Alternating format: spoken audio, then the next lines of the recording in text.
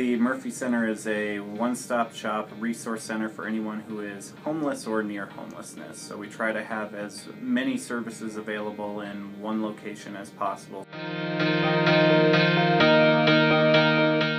So right now we have an emergency fund that really is used for filling in gaps. Sometimes the gaps are very small, but they also can have a huge impact on people's lives. So we have an emergency assistance fund that right now is $500 for the entire year. So we basically break that up into a monthly allotment, and which means that we can provide about $45 worth of assistance each month, which obviously is not a whole lot.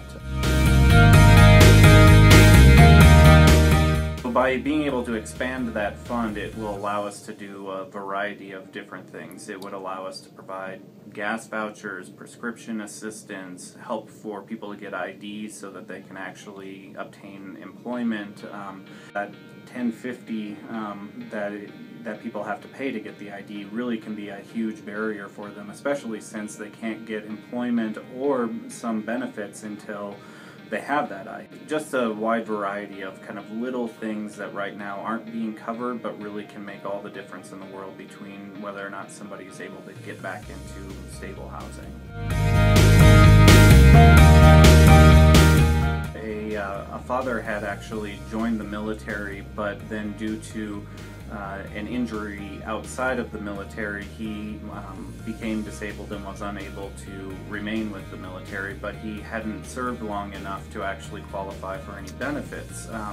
So he and his son ended up living in their truck. He was trying really hard, doing everything right, actually got a job, but the job was way on the south end of town, and he just simply did not have the gas to be able to get to and from his job every day. So we were able to take money out of that emergency assistance fund and actually help him get enough gas in his car to get him through 2 weeks of going to and from work. Unfortunately, by doing that, it tapped out our entire fund for the month. Probably the most dramatic and unfortunate case was actually an individual who basically needed some prescription assistance. The person had some really serious medical issues. We definitely would have provided them with the assistance, but we had actually already provided the assistance to somebody else earlier in the month and had no money left over. And ultimately, the individual ended up passing away in their vehicle because they were unable to get access to their medications.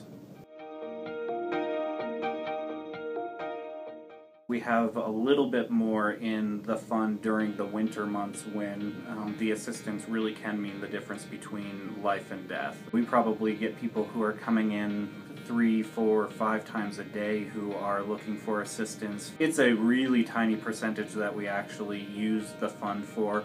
We're probably talking about 1% of the requests are we actually able to fulfill, unfortunately. But in most cases it's just because we don't have the money in order to provide the service. It continues to be a really large ongoing need for our population.